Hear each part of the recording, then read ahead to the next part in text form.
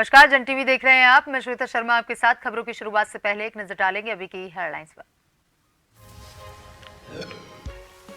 मुख्यमंत्री पुष्कर सिंह धामी का चंपावत दौरा, टनकपुर में पुस्तक मेले का किया शुभारंभ। कहा, इससे लोगों और युवाओं को मिलेगी प्रेरणा।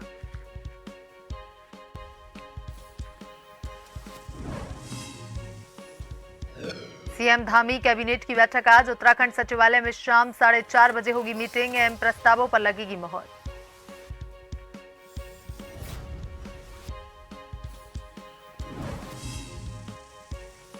लोकसभा चुनाव से पहले कुनबा बढ़ाने में जुटी बीजेपी। ब्लॉक प्रमुख सहित कई पंचायत प्रतिनिधियों ने थामा भाजपा का दामन।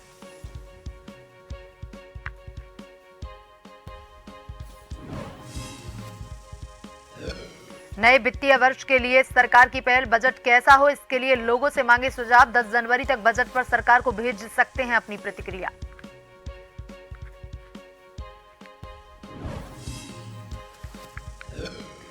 प्रदेश में फिर बदलेगा मौसम। 22 से 23 दिसंबर को पर्वतीय क्षेत्रों में बारिश और बर्फबारी होने के आसार। प्रदेश भर में बढ़ेगी ठंड।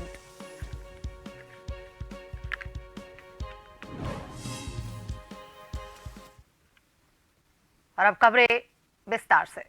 राज्य कैबिनेट की महत्वपूर्ण बैठक आज आयोजित की जा रही है, जहां सचिवालय स्थित वीर चंद्र सिंह गढ़वाली सभागार में बैठक आयोजित की जाएगी। बैठक शाम 4:30 बजे आयोजित होगी। सीएम धामी की अध्यक्षता में कैबिनेट की बैठक को आयोजित किया जा रहा है। बैठक में कई मुद्दे पर मोहर लग सकती है। श्रीनगर मेडिकल कॉलेज के कर्मचारियों का नियमितीकरण, डॉक्टरों के बॉन्ड की समस्त जिम्मेदारी, स्वास्थ्य परिवार कल्याण विभाग से चिकित्सा शिक्षा विभाग का प्रस्ताव, पीपीपी मोड पर चल रहे अस्पतालों के भुगतान के प्रस्ताव भी इस बैठक में आ सकते हैं। प्रांतीय रक्षक दल के जवानों के रिटायरमेंट की आयु 50 वर्ष से बढ़ाकर 60 वर्ष करने पर भी मोहर लग सकती है। अन्य कई अहम प्रस्तावों पर भी इस बैठक में मोहर लगाई जा सकती है।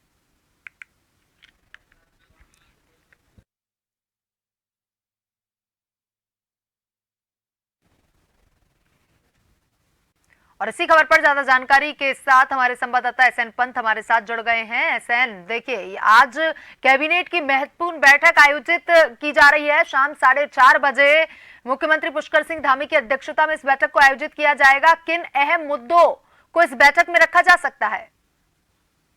बिल्कुल श्वेता, आपको बताना चाहूंगा, उत्तराखंड सरकार की आज महत्वपूर्ण कैबिनेट की बैठक शाम 4:30 बजे सचिवालय में मुकर्रर की गई है, जो मुख्यमंत्री पुष्कर सिंह धामी की अध्यक्षता में कैबिनेट मंत्रियों के सम्मुख होगी। और इसमें तकरीबन 1 दर्जन से अधिक प्रस्ताव आने की उम्मीद है, क्योंकि सबसे पहला स्वास्थ्य को लेकर स्वास्थ्य विभाग ने अपने प्रस्ताव पिछली कैबिनेट में तैयार किए थे, जिसमें स्वास्थ्य विभाग के जरिए श्रीनगर मेडिकल कॉलेज में जो कर्मचारी हैं उनके नियमितीकरण की मांग को लेकर पिछले कई सालों से वो संघर्ष करते आ रहे हैं। उसको लेकर धामी सरकार एक बड़ा निर्णय आज ले सकती है। उनको नियमितीकरण का आदेश जारी कर सकती है, कैबिनेट अपनी मुहर लगा सकती है। इसके अलावा अगर हम बात करें तो जो डॉक्टरों की बॉन्ड की जो समस्या, उत्तराखंड में डॉक्टर सरकारी फीस पर मेडिकल की पढ़ाई तो कर लेते हैं, लेकिन उसके बावजूद जब सर्विस देने की बारी आती है तो वो दूसरे या प्राइवेट क्लिनिक की ओर रुख कर लेते हैं और अपने बॉन्ड को तोड़ देते हैं। इसको लेकर के भी एक मजबूत पहल राज्य सरकार की ओर से होने जा रही है, जिसमें चिकित्सा शिक्षा विभाग अब इस प्रस्ताव को तैयार करेगा। पहले इसको स्वास्थ्य परिवार कल्याण विभाग तय करता था,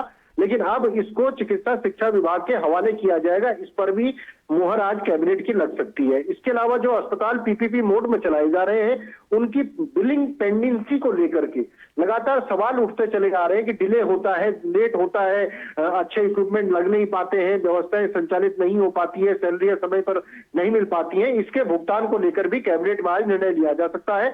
इसके अलावा क्योंकि आपने देखा होगा, पिछले दिनों मुख्यमंत्री जब पीआरडी के कार्यक्रम में पहुंचे थे तो के जवानों ने वहां पर मुख्यमंत्री के सामने अपनी तमाम समस्याओं से रूबरू कराने का प्रयास किया था और मुख्यमंत्री ने विभागीय मंत्री को निर्देशित किया था कि पीआरडी की तमाम समस्याओं का निराकरण करने के लिए उचित फैसला लिया जाए। इसी कड़ी में पीआरडी के जवानों का जो रिटायरमेंट की आयु है उसको 50 से बढ़ाकर 60 वर्ष करने की जो मांग है, उसको लेकर के कैबिनेट आज अपना अंतिम मुहर इस प्रस्ताव पर लगा सकती है। तो कुल मिलाकर अगर आप देखेंगे तो आज की कैबिनेट काफी महत्वपूर्ण होने वाली है। इसके अलावा क्योंकि ग्लोबल इन्वेस्टर समिट हुई है, उसमें 44,000 करोड़ की जो रकम है वो ग्राउंड पर दिखाई दे रही है, तो उसको लेकर के मॉनिटरिंग में किस प्रकार से क्लियरेंस देना है, उसको कैबिनेट की हरी झंडी मिल सकती है। इसके अलावा आगामी 24 तारीख को उत्तराखंड में तमाम सामाजिक संगठनों की ओर से एक रैली का आयोजन किया गया है, जिसमें 1950 को आधार बनाकर के मूल निवास का खाता तैयार करने के लिए एक हुंकार रैली के नाम से इस कार्यक्रम को किया गया है। उसको लेकर राज्य सरकार ने पहले ये बाध्यता खत्म की है कि मूल निवासियों को अब स्थायी निवास प्रमाण पत्र नहीं देना होगा, बल्कि सरकार इसको लेकर भी कैबिनेट की बैठक में आज महत्वपूर्ण निर्णय ले सकती है या किसी कमेटी का निर्धारण कर सकती है। जी एसएन पंत, देखिए कई विभागों के लिए ये बैठक काफी महत्वपूर्ण मानी जा रही है। ये हमारे ब्यूरो चीफ एसएन पंत, तमाम जानकारी के लिए धन्यवाद। सीधे लिए चलते हैं चंपावत, जहां पर सीएम धामी पुष्कर में पुस्तक मेले में शिरकत कर रहे हैं।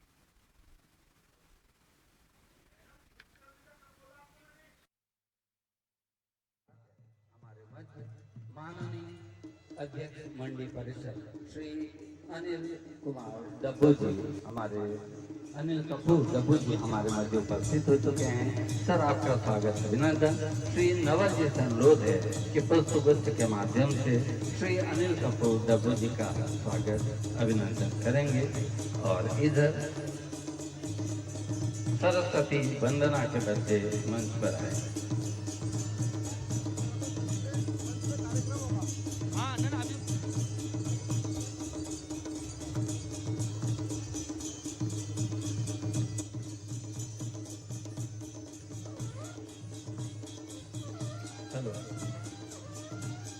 सरस्वती वंदना के लिए शीघ्रता के साथ बच्चे मंच पर हैं। हम यूकॉस श्री दुर्गेश्वर जी और री जो हमारे आयोजन समिति है श्री इंद्रेश लोनी जी और सभी आयोजकों का स्वागत करते हैं। श्री रामचरितमानस के पहले ही श्लोक के साथ कि वर्णा नामर्थ संघानां रसानां छंदसामपि मंगलानां चक्रतारो वंदे वाणी विनायको प्रस्तुत है सरस्वती वंदना।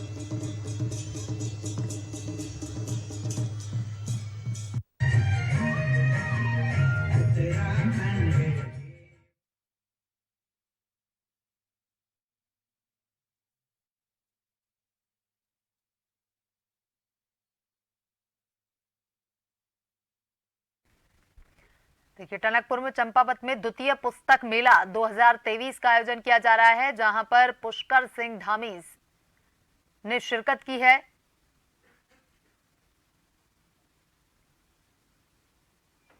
द्वितीय टनकपुर पुस्तक मेले का सीएम धामी ने शुभारंभ किया।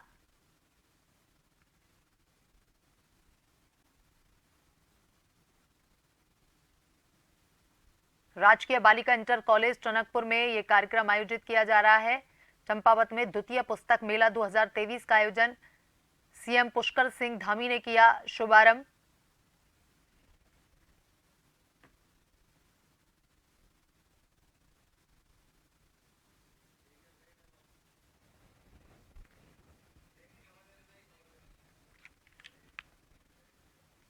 खबर देहरादून से है, जहां भारतीय जनता पार्टी में कई लोगों ने सदस्यता ग्रहण की और इनमें से अधिकांश ऐसे भी थे जो पूर्व में कांग्रेस के कार्यकर्ता और नेता रहे हैं।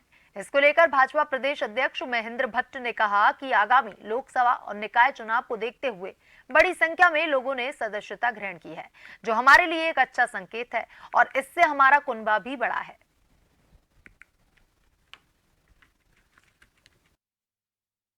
हमारा कुनबा बढ़ रहा है, ये हम सबके लिए बहुत अच्छा विषय है। और हमने कोशिश की है कि एक एक व्यक्ति किसी भी दल में हो, वो जो बीजेपी के अंदर, हाँ ठीक है, हम उसके, क्योंकि महेंद्र राणा जी लंबे समय से चर्चा चल रही थी, हमने जनप्रतिनिधियों का कार्यक्रम इतना लेट क्यों किया, तो एक एक व्यक्ति के बारे में हम भी मूल्यांकन करते हैं।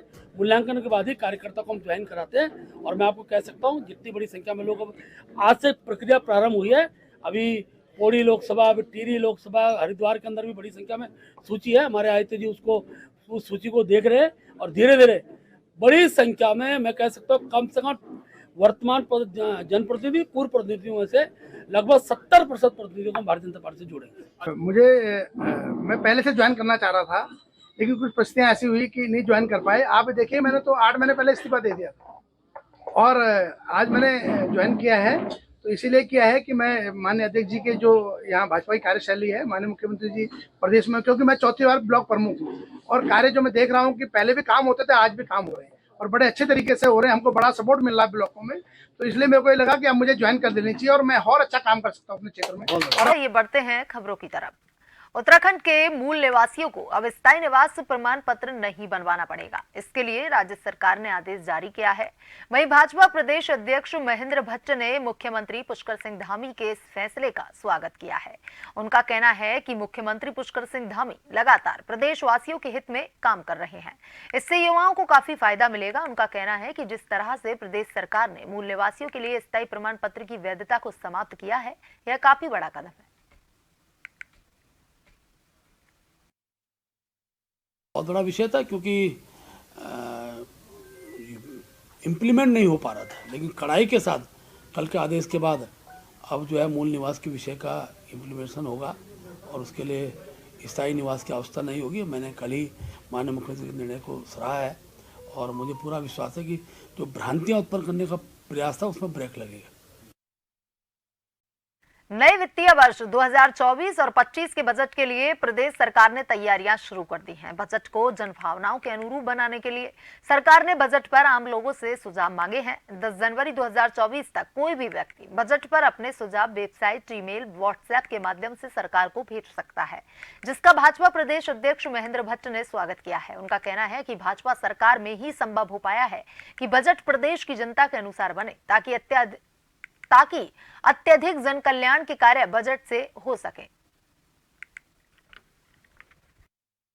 क्योंकि हमारे प्रदेश के माननीय वित्त मंत्री जी ने हर वर्ष जब भी बजट का विषय आता है तो जनता से उनके संदर्भ में सुझाव लेने के क्रम में चलते हैं और अच्छा भी है, क्योंकि सरकारी तंत्र द्वारा ही निर्धारित योजनाएं बने उसके कई बार जन सहभागिता कम दिखाई देती है। लेकिन ये बड़ा विषय है कि उत्तराखंड में हो चाहे केंद्र में भी अब भारतीय जनता पार्टी जनता के सुझाव को अपने बजट में समाहित करती है और उन सुझाव के आधार पर आगे उत्तराखंड का बजट बनेगा। पिथौरागढ़ के वेरीनाग राजकीय इंटर कॉलेज में उत्तराखंड अनुसूचित जाति जनजाति शिक्षक एसोसिएशन का 2 दिवसीय जनपदीय अधिवेशन पिथौरागढ़ में संपन्न हो गया है। इस अधिवेशन में जिलाध्यक्ष अनिल कुमार को पुनः निर्विरोध जिलाध्यक्ष पिथौरागढ़, कोषाध्यक्ष वीआर कोहली को निर्विरोध, जिला मंत्री आनंद स्वरूप को जिला उपाध्यक्ष, पूजा स्वरूप को महिला जिला उपाध्यक्ष एवं प्रकाश मोहन को कोषाध्यक्ष सर्वसहमति से चुना गया है। इस दौरान शिक्षक एसोसिएशन के संरक्षण डीआर टमटा, कुमाऊं मंडल अध्यक्ष सुरेंद्र गवासी कोटी ने सभी पदाधिकारियों को फूलमाला पहनाकर शपथ दिलवाई। मेरी प्राथमिकता ये रहेगी कि जो मेरे शिक्षक साथियों ने जिन उद्देश्यों को लेकर के मुझे आज ये जिम्मेदारी सौंपी है, ये दायित्व सौंपा है, हालांकि मैं पूर्व से भी इस दायित्व को निभाता आ रहा हूँ, मैं कोशिश करूँगा कि उनकी भावनाओं के अनुरूप मैं इस संविधान जो हमारा SC/ST शिक्षक एसोसिएशन का जो संविधान है, उस संविधान के अनुरूप जो हमारी आवश्यकताएं हैं, जो हमारे उद्देश्य हैं, उनकी पूर्ति के लिए कार्य करूं। ये जो अधिवेशन हुआ है बहुत सफल अधिवेशन हुआ है। इस माध्यम से हम अपने शिक्षकों समाज के बीच इस समाज का सार को पहुंचाते हैं, अपने कार्यों को पहुंचाते हैं। यह हमारा द्वितीय त्रैवार्षिक जिला अधिवेशन था, जो बिल्कुल संवैधानिक तरीके से पहली बार किसी जनपद में संपन्न हुआ और इसमें जो प्रतिमान स्थापित हुए, मैं सभी शिक्षक साथियों को बधाई देता हूं। नवनिर्वाचित जिला कार्यकारिणी, विकासखंड ब्लॉक कार्यकारिणी का भी निर्वाचन इसमें हुआ। उन सभी सीधे लिए चलते हैं आपको टनकपुर, जहां पर सीएम पुष्कर सिंह धामी पुस्तक मेले को संबोधित कर रहे हैं। राज्य सरकार इस दिशा में तेजी से आगे बढ़ रही है, लेकिन राज्य सरकार के साथ साथ हम सब लोगों को भी आगे बढ़ना होगा। हम लोगों को भी अपने अंदर जागरूकता लानी होगी, हर एक व्यक्ति को जागरूक करना होगा। जितने लोग हमारे सबसे आगे बैठे, हेमा जोशी जी, रोहितास अग्रवाल जी, हमारे सचिव साहब, हमारे डब्बू भाई मंडी परिषद की तरफ से चला सकते हैं, उधर हमारे रामू जोशी जी बैठे हैं खटीमा से, ये देखिए सोनू जी बैठे हैं, दीपक पाठक जी हैं, सारे लोग हमारे बोरा जी समेत जो बिल्कुल सामाजिक क्षेत्र में काम करने वाले हैं। हमारे खीमानंद भट्ट जी जो अभी भी अमोड़ी से मोटरसाइकिल से वहां चकरपुर तक पहुंचते हैं। एक बार इनके ताली बजाइए। देखिए इन्होंने जीवन में संयम, नियम, आचार व्यवहार को अपनाया, इसलिए आज इतनी आयु होने। रामनगर में विभिन्न ग्रामीण क्षेत्रों के सैकड़ों ग्रामीणों ने ग्रामीण क्षेत्रों में लगातार आतंक का पर्याय बन चुके वाघ एवं गुलदार के साथ ही अन्य वन्य जीवों के आतंक से निजात दिलाने की मांग को लेकर कॉर्पोरेट मुख्यालय पर धरना प्रदर्शन करते हुए सरकार और विभाग के खिलाफ जमकर नारेबाजी की। तो वहीं प्रदर्शनकारियों द्वारा स्थानीय विधायक के खिलाफ भी नाराजगी व्यक्त की गई। ग्रामीणों का कहना था कि पिछले दिनों अनीता देवी को बाघ ने अपना निवाला बनाते हुए उसे मौत के घाट उतार दिया था। इसके साथ ही अंकित नाम के युवक पर भी बाघ ने हमला बोलकर उसे गंभीर रूप से घायल कर दिया था, जिसका उपचार चल रहा है। ग्रामीणों का कहना है कि बाघ द्वारा उनके पालतू मवेशियों को भी अपना शिकार बनाया जा रहा है।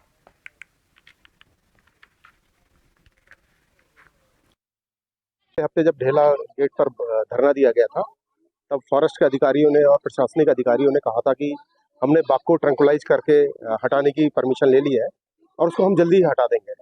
और उस समय जो हेड ऑफ फॉरेस्ट है उनका भी रामनगर में एक दौरा लगा हुआ था, तो उनसे भी मुलाकात का वादा उन्होंने पब्लिक के बीच में किया था। लेकिन आज एक हफ्ता हो गया है, इस बीच में बाघ ने 2 लोगों को हमला करके घायल भी किया है और हेड ऑफ फॉरेस्ट यहाँ पर आए, घूमे फिरे, लेकिन गाँव के लोगों की समस्या उन्होंने नहीं सुनी। इससे आक्रोशित लोगों ने यहाँ पर धरना प्रदर्शन किया है और यहाँ पर लोगों को एक ही मांग है कि जंगली जानवरों से आप इंसानों को सुरक्षा दो। टाइगर के हम खिलाफ नहीं है कि टाइगर को नहीं बचाना चाहिए, लेकिन इंसानों को मार करके जो टाइगर और लेपर्ड बचाए जा रहे हैं उसके खिलाफ यहाँ पर लोगों के अंदर गुस्सा है, हम सबका गुस्सा है। ढेला में लास्ट हमने जब इनका प्रोटेस्ट चल रहा था तभी बताया गया था कि वो जो कॉन्फ्लिक्ट टाइगर है उसको आइडेंटिफाई कर दिया गया है और उसको जल्दी से जल्दी ट्रैंकुलाइज कर लेंगे। हमारा पूरा टीम वहाँ पे तैनात है और दिन रात वहाँ पे काम चल रही है ताकि इस टाइगर को जल्दी से ट्रैंकुलाइज करके ढेला रेस्क्यू सेंटर भेजा जाए। अभी यही उनको भी हमारे ग्रामवासियों को भी वही बता रहे हैं कि हमारा जो भी प्रक्रिया है पूरा चल रही है, पूरा टीम वहीं पे तैनात है। हमारा देला टीम, जरना टीम और हमारा डॉक्टर का टीम वहीं पे दिन रात वहीं पे तैनात है और जल्दी से जल्दी इसको रेस्क्यू किया जाए।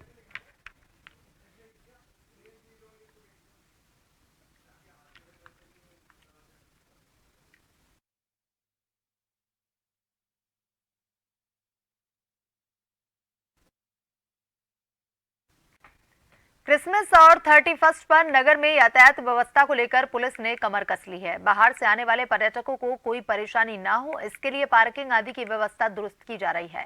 वहीं पुलिस केवल उन्हीं लोगों को अपने वाहन ले जाने की अनुमति देगी जिन्होंने वहां रुकने के लिए होटल बुकिंग करवाई होगी।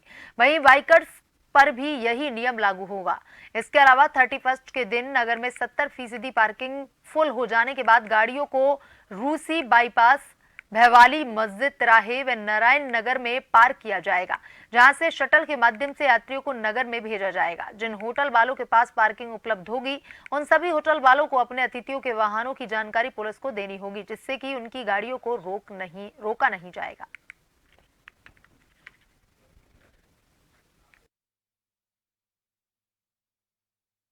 जो नैनीताल का न्यू ईयर सीज़न है उसके लिए हमने तैयारियां कर ली है। हमने अपने लेवल पर फोर्स का जो डिप्लॉयमेंट का प्लान है वो तैयार किया है। रही इसके साथ ही जो हमेशा हम करते हैं कि जब न्यू ईयर सीज़न चलता है तो हम जो रूसी वाली हमारी पार्किंग है उसको शुरू करते हैं, वहाँ शटल सर्विसेज शुरू करवाते हैं। इसके अलावा जो टूरिस्ट जिनके पास होटल बुकिंग होगी उन्हीं को हम अलाउ करेंगे। जो बिना बुकिंग के आ रहे हैं या ऐसी जगह उनकी बुकिंग है जहाँ पर पार्किंग अवेलेबल नहीं है तो उनको हम शटल सर्विसेज से भेजेंगे। इसके साथ ही जो बाइकर्स हैं उनका भी हम इस बार रोकथाम के लिए हमने आदेश दिए हैं कि जो ऐसे बाइकर्स हैं जिनकी बुकिंग नहीं है या जो सब टूरिस्ट सीजन में आ रहे हैं उनको हम इस बार रोकने की कोशिश करेंगे ताकि नैनीताल शहर में उस तरीके। बुलेटिन में अभी तक के लिए इतना ही। बने रहिए जन टीवी के साथ। नमस्कार।